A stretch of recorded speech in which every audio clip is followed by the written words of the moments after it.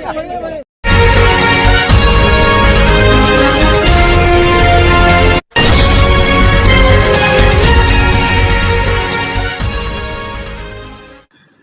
में अब तक 56 लोग गए जेल। मौलाना तौकीर रजा, नदीम खान सहित कई आरोपी गिरफ्तार। बरेली शहर में बीते शुक्रवार को हुए हिंसक प्रदर्शन के बाद पुलिस और भीड़ के बीच टकराव ने हालात बिगाड़ दिए। ये पूरा विवाद आई लव मोहम्मद के नारे को लेकर भड़का था। मौलाना तौकीर रजा ने नमाज के बाद ज्ञापन देने का ऐलान किया था, लेकिन प्रशासन ने धारा 163 BNS लागू कर दी थी और मौलाना को नजरबंद कर दिया था। इसके बावजूद भीड़ ने पुलिस की बात नहीं मानी और इस्लामिया इंटर कॉलेज ग्राउंड जाने की जिद की। उसके बाद 9 महिला मस्जिद में इकट्ठे होने का ऐलान किया था। इस दौरान पुलिस और भीड़ के बीच धक्का मुक्की हुई और हालात काबू से बाहर होने लगे। अंततः पुलिस ने लाठीचार्ज कर भीड़ को तितर-बितर कर दिया। इस झड़प में 22 पुलिसकर्मी घायल हुए। मामला शांत कराने के बाद पुलिस ने सख्ती से कार्रवाई शुरू की और मौलाना तौकीर रजा सहित 12 लोगों को जेल भेज दिया गया। रविवार को 15 लोग जेल भेजे थे। धीरे धीरे जांच और गिरफ्तारियां बढ़ती गईं। सोमवार को 29 आरोपी और अब तक 56 लोग जेल भेजे जा चुके हैं। इस पूरे घटनाक्रम को लेकर थाना कोतवाली और थाना बारादरी क्षेत्र की पुलिस ने अलग अलग अभियोग दर्ज किए और बड़ी संख्या में आरोपियों को गिरफ्तार कर हथियार, तमंचा, कारतूस और सरकारी मोटोरोला का हैंडसेट तक बरामद किए हैं। थाना कोतवाली पुलिस ने घटना को लेकर मुकदमा अपराध संख्या 489/2025 दर्ज किया। इसमें BNS की विभिन्न धाराओं के साथ लोक संपत्ति नुकसानी निवारण अधिनियम और आर्म्स एक्ट लगाया गया। इस मुकदमे में अब तक कई अभियुक्तों को गिरफ्तार किया गया है। गिरफ्तार आरोपियों में मुस्तकीम, जफरुद्दीन, मोहम्मद इमरोज, मुसारिफ शेख, शमशेर रजा, मोहम्मद उवैस, राहिल, मोहम्मद साजिद, समीर, मोहम्मद जिशान, फैसल, तौहीद खान, फरमान और नदीम खान के नाम शामिल हैं। पुलिस ने इनके कब्जे से एक तमंचा, 12 बोर, 2 जिंदा कारतूस और सरकारी हैंडसेट बरामद किया। वहीं थाना बारादरी पुलिस ने इस घटना से जुड़े 2 मुकदमे पंजीकृत किए। पहला मुकदमा अपराध संख्या 1145/2025 है, जिसमें अनीस सकलैनी, साजिद सकलैनी, नदीम समेत 14 नामजद और 100 और 150 अज्ञात लोगों पर गंभीर धाराओं में केस दर्ज किया गया। आरोप है कि इन्होंने पुलिस पर फायरिंग की, पथराव किया और ईंट पत्थर तथा एसिड की बोतलों से हमला किया। इस दौरान पुलिसकर्मी सिद्धांत चौधरी गोली से घायल हुए हैं, जबकि अन्य कई जवान पथराव और बोतल फेंकने से जख्मी हो गए। दूसरा मुकदमा अपराध संख्या 1146/2025 में 28 नामजद और 200 से अधिक अज्ञात लोगों पर केस दर्ज किया गया। इसमें आरोप है कि उपद्रवियों ने हथियार, तख्तियां और एसिड की बोतल लेकर पुलिस पर हमला किया। घटनास्थल से फायर की गई कारतूस, पत्थर, एसिड की टूटी बोतलें और चप्पलें बरामद की गईं। जांच में CCTV फुटेज और चश्मदीद गवाहों के आधार पर पुलिस ने 12 और लोगों की पहचान कर गिरफ्तारी की। इस पूरे मामले में पुलिस का कहना है कि मौलाना तौकीर रजा और उनके समर्थकों ने प्रशासन की अपील और रोक को नज़रअंदाज करते हुए भीड़ इकट्ठा की। कई स्थानों पर माहौल बिगाड़ने की कोशिश की गई, लेकिन समय रहते पुलिस ने सख्ती दिखाकर बड़े नुकसान को टाल दिया। अब तक कुल 56 लोग गिरफ्तार किए जा चुके हैं और आगे भी CCTV फुटेज और गवाहों के आधार पर और गिरफ्तारियां होंगी। प्रशासन का कहना है कि इस पूरे मामले में दोषियों को बख्शा नहीं जाएगा। धार्मिक आस्था के नाम पर हिंसा फैलाने और पुलिस पर हमला करने वालों को कानून के तहत सख्त सजा दिलाई जाएगी। वहीं पुलिस अधिकारियों ने स्पष्ट किया कि शहर में शांति व्यवस्था बनाए रखना सर्वोच्च प्राथमिकता है। जिन लोगों ने कानून हाथ में लिया है, उनके खिलाफ सबूत इकट्ठा किए जा रहे हैं और जल्द ही बाकी उपद्रवियों को भी गिरफ्तार किया जाएगा। इस घटना ने पूरे शहर को हिलाकर रख दिया है। शुक्रवार की नमाज के बाद शुरू हुआ ये विवाद अब बड़े कानूनी संकट में बदल चुका है। मौलाना तौकीर रजा की गिरफ्तारी और उनके समर्थकों पर मुकदमे से ये साफ है कि प्रशासन इस बार किसी तरह की ढील देने के मूड में नहीं है। 56 लोगों का जेल जाना इस बात का संकेत है कि बरेली पुलिस और प्रशासन उपद्रवियों के खिलाफ सख्ती बरतने के लिए पूरी तरह तैयार है। आप देख रहे हैं तेज बरेली न्यूज से जमीर अहमद की एक खास रिपोर्ट। दिनांक 26 सितंबर को थाना कोतवाली अंतर्गत घटित घटना में पुलिस के द्वारा 10 एफआईआर दर्ज की गई थी, जिसमें पुलिस टीमों के द्वारा लगातार सीसीटीवी फुटेज के माध्यम से अभियुक्तों का आइडेंटिफिकेशन और उनकी गिरफ्तारी के लिए दबिश देकर गिरफ्तारियां सुनिश्चित की गई हैं। इस क्रम में आज कुल 28 अभियुक्त गिरफ्तार किए गए हैं, जिसमें थाना कोतवाली की पुलिस टीम के द्वारा 13 अभियुक्तों को गिरफ्तार किया गया है। थाना बरादरी की टीम के द्वारा 15 अभियुक्तों को गिरफ्तार किया गया है। जो थाना कोतवाली के द्वारा 13 अभियुक्त गिरफ्तार किए गए हैं उनके नाम मैं पढ़ देता हूँ। मुस्तकीम पुत्र तस्लीम, जफरुद्दीन पुत्र निशामुद्दीन, मोहम्मद इमरोज, मुसारिफ शेख, शमशेर रजा, मोहम्मद उवैस, राहिल, मोहम्मद साजिद, समीर, मोहम्मद जिशान, फैसल, तौहीद खान, फरमान और नदीम खान।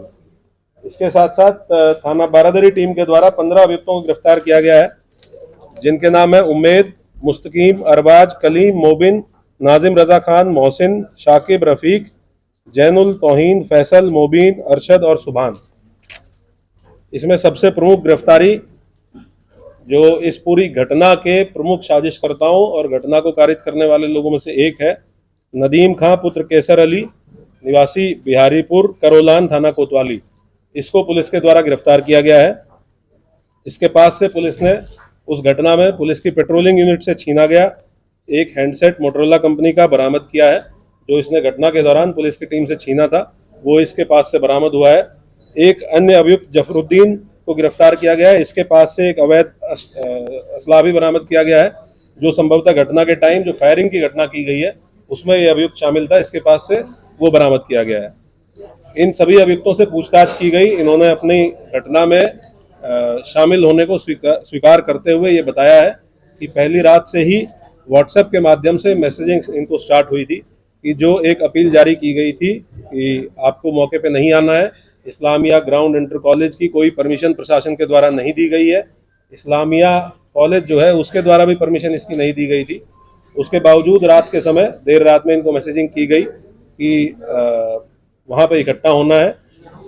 इस तरह की मैसेजिंग के बाद ये धीरे धीरे व्हाट्सएप ग्रुप्स में जब ये वायरल होने लगा, इसकी मॉनिटरिंग भी हम लोगों के द्वारा की जा रही थी, इसीलिए पुलिस टीम पहले से सतर्क भी थी और हम लोगों के द्वारा पर्याप्त डिप्लॉयमेंट इस पॉइंट ऑफ व्यू से किया गया था।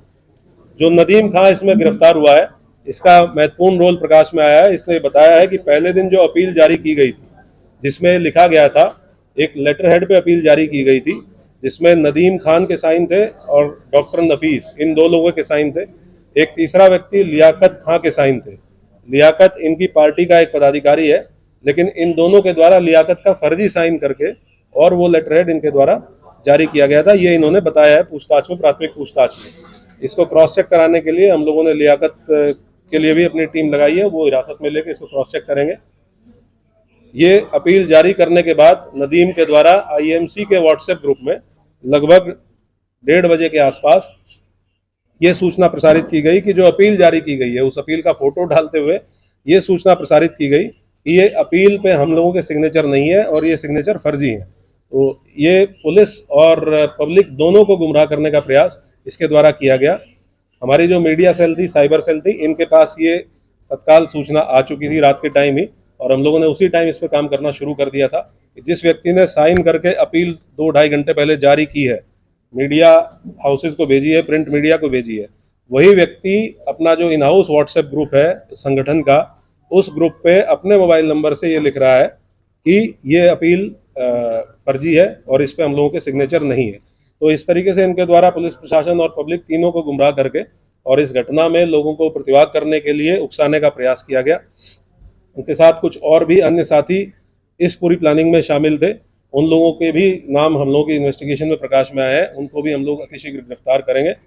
इसके साथ साथ और भी जितने अभियुक्त हैं, इसमें 2 तरह के बेसिकली अभियुक्त हैं जिन पे हम लोग काम कर रहे हैं। एक ऐसे लोग जो पर्दे के पीछे रह के इस साजिश को अंजाम देने में लगे हुए थे और जिनके द्वारा ये साजिश रची जा रही थी, और ऐसे लोग जो मौके पे आके जिनके द्वारा पुलिस के साथ, प्रशासन के साथ नियम कानून को तोड़ा गया, पथराव किया गया।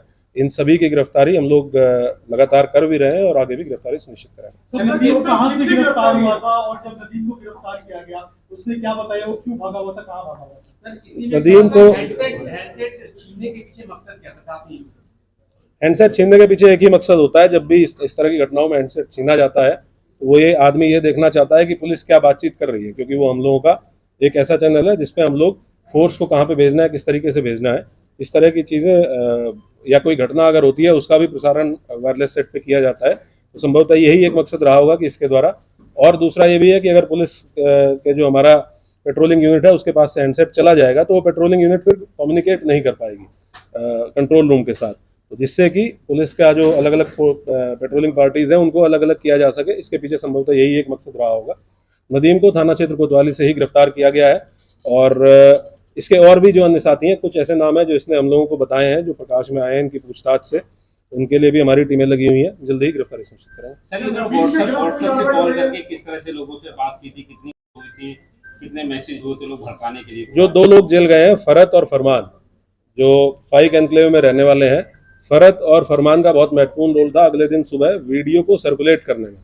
जो सुबह 10 बजे एक वीडियो सर्कुलेट की गई कि किसी भी प्रकार का कोई कार्यक्रम वापस नहीं किया गया है और पूर्व निर्धारित तरीके से कार्यक्रम होगा, इस वीडियो को बनाने में और उसको सर्कुलेट करने में और लोगों को फ़ोन कर करके व्हाट्सएप के माध्यम से ये अवगत कराने में कि भाई आपको इकट्ठा होना है। इसमें जो फरत नाम का व्यक्ति है जो जेल गया है, फाइक एनक्लेव का रहने वाला, और उसका लड़का फरमान, इन दोनों लोगों की बहुत महत्वपूर्ण भूमिका थी। ये ऑलरेडी जेल जा चुके हैं।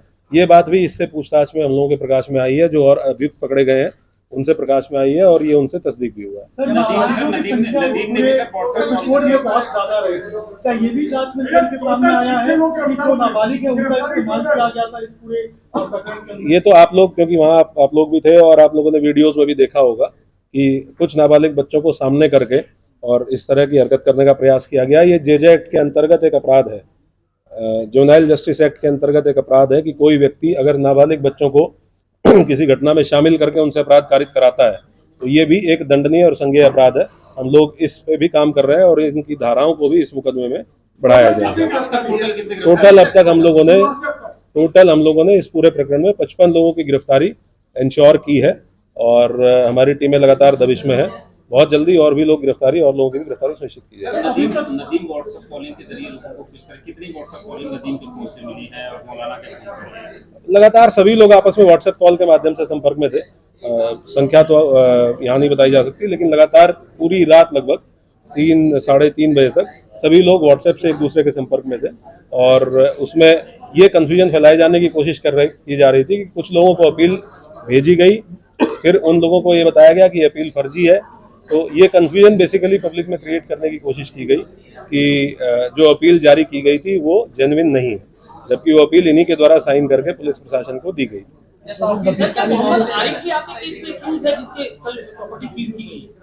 अभी इस नाम का कोई व्यक्ति हमारा नामजद अक्यूज नहीं है, ना ही इस नाम के किसी व्यक्ति को हम लोगों ने न्यायिक हिरासत में जेल भेजा है। बाकी जो अज्ञात व्यक्ति हैं उनके संबंध में पड़ताल और विवेचना हमारी की जाए।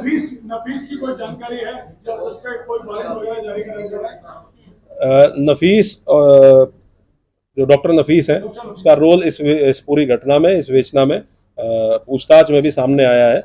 हम लोगों ने उसकी गिरफ्तारी के लिए टीमें गठित की हुई हैं। बहुत जल्दी उसकी गिरफ्तारी भी सुनिश्चित की जाएगी। आपने बताया था अवैध असला भी बरामद हुआ था, इतने सारे रिसोर्सेज को प्रोवाइड करने के लिए बैक कौन कर रहा था, इनकी फंडिंग कौन कर रहा था, इसकी क्या जांच आप लोग कर रहे हैं? ये हम लोग जितने भी अभियुक्त जिनसे पूछताछ की जा रही है और उसमें विशेषकर ऐसे लोग जो प्रमुख लोगों में से थे इस पूरे प्रोटेस्ट को ऑर्गेनाइज करने में, उनसे हम लोग पूछताछ कर रहे हैं। जैसे जैसे और लोग गिरफ्तार होंगे तो और बाकी चीजें भी क्लियर होंगी कि इसके संबंध में फाइनेंशियल ट्रांजैक्शंस किसने की थी, अगर कोई रिसोर्सेज प्रोवाइड किए गए थे तो किसके द्वारा किए गए थे।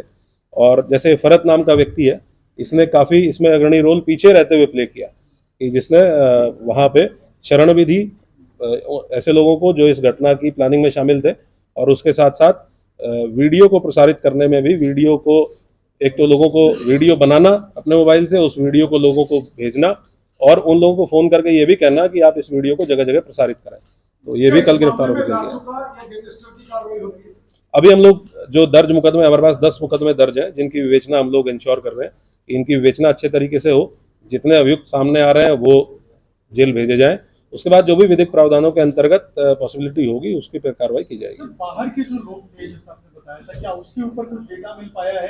कितने लोग बाहर से आए थे इस भीड़ में शामिल होने? हम लोगों के पास इंटेलिजेंस से भी इनपुट है, हम लोगों के जो अपने एसओजी या सर्विलांस टीमें होती हैं उनसे भी इनपुट है। कुछ लोग हमने आइडेंटिफाई किए हैं बाहर के लोग जो मौके पे इस घटना में उस भीड़ में शामिल थे। उनमें से कुछ लोगों का ये भी पता चला है कि 1-2 लोग बाहर के ऐसे भी थे जिनके द्वारा संभवतः फायरिंग की घटना की गई। उनके लिए हम लोग और डीपली इन्वेस्टिगेट कर रहे हैं और बातचीत कर रहे हैं। अगर दूसरे जनपद से भी सहायता की आवश्यकता होगी तो वहाँ की पुलिस से भी संपर्क करके उनकी भी सहायता लेके हम लोग इनको गिरफ्तार करेंगे। और कितना मोटा मोटा अमाउंट होगा लोगों का, जो संख्या इकट्ठा होगी, तो कितने लोग थे? ऐसा कहा जा रहा है 40,000 लोग थे, उनको इकट्ठा करने की बात कही गई थी। नहीं, क्योंकि कहीं एक पॉइंट पे तो इकट्ठा हो ही नहीं पाए। जो हम लोगों की नाकाबंदी थी, हम लोग क्योंकि हम लोग अवेयर थे पहले से ही कि इस प्रकार का एक प्रयास हो सकता है कि किसी एक पॉइंट पे बहुत अत्यधिक भीड़ की जाए, तो हमारी नाकाबंदी और बैरिकेडिंग शहर के चारों तरफ थी और इसीलिए आपने देखा होगा कि शहर के किसी भी पॉइंट पे, सिंगल पॉइंट पे भीड़ को मर्ज नहीं करने दिया गया। अगर भीड़ एक जगह पे मर्ज होती है तो भीड़ बहुत ज्यादा संख्या हो जाती है। तो हमारे पास जो भी बैरिकेडिंग पे राजपत्रित अधिकारी जीओज लगे थे, उन्होंने अलग अलग पॉइंट्स पे रोका और इसीलिए 10 एफआईआर दर्ज हुई है। अलग अलग 10 पॉइंट्स पे पुलिस के साथ पुलिस के ऊपर पथराव या सरकारी कार्य में बाधा डालने का काम किया गया, तो इसीलिए इन 10 पॉइंट्स पे एफआईआर हुई है। सिंगल पॉइंट कोई ऐसा नहीं था जहां पूरी भीड़ को मर्ज करने को अलाउ करने दिया गया और हम लोगों को ये बिल्कुल हम लोग दृढ़ संकल्पित थे कि किसी भी कंडीशन में इस भीड़ को हम किसी सेंट्रल पॉइंट पे, चाहे वो इस्लामिया ग्राउंड हो चाहे कोई और अन्य पॉइंट हो, हम सेंट्रल पॉइंट पे इस भीड़ को नहीं पहुंचने देंगे। सर, क्या इन्वेस्टिगेशन में ये भी निकल के सामने है पुलिस को टारगेट किया गया था? पुलिस के जो लोग घायल हुए हैं, क्या क्योंकि जो एफआईआर है उसमें इस बात का मेंशन है कि पुलिस के ऊपर जब पुलिस ने रोका था तो पुलिस को उन्होंने कहा था कि तुम लोग पीछे हट जाओ वरना पहले बहुत बुरा होगा, तो क्या पुलिस को टारगेट करने का इन्होंने प्लान किया था? ऐसा भी क्या इन्वेस्टिगेशन? पुलिस तो विजिबल फेस है ही पुलिस, क्योंकि हर बैरिकेड पे पुलिस लगी हुई है। तो अगर कोई गलत काम करने जा रहा है, कानून तोड़ने जा रहा है, तो पहला फ्रंट पुलिस ही है जो उसको रोकती है। तो ऑब्वियस सी बात है कि अगर वो कानून तोड़ने के लिए इच्छुक है या कानून तोड़ना चाहता है तो पुलिस जो सामने खड़ी है उसी को अपोज करेगा और यही काम इनके द्वारा किया गया और हमलावर होकर किया गया। इसीलिए हम लोगों ने इतने कठोर कार्रवाई सुनिश्चित की। Thank you.